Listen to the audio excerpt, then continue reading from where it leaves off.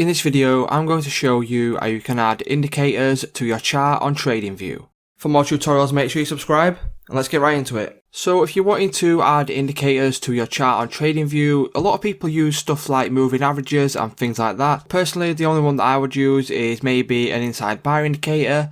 So how you go ahead and add an indicator is you want to come up to this top bar here and click on indicators. So for me, what you want to do is you want to search for the indicator you are looking for, or you can also come down to like built-ins and have a look for yourself, or candlestick patterns, public library and volume profile.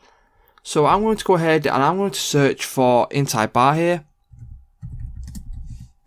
And if I scroll down a little bit, there is actually a good one that I did find and I have used previously in the past. So this one here is actually pretty good. So if I click on this, what that will do, and as you can see, the inside bar now has turned to a light blue colour, so every time there's a light blue candle, I know that that is now an inside bar. So that's how you can go ahead and add indicators to your chart on Tradingview.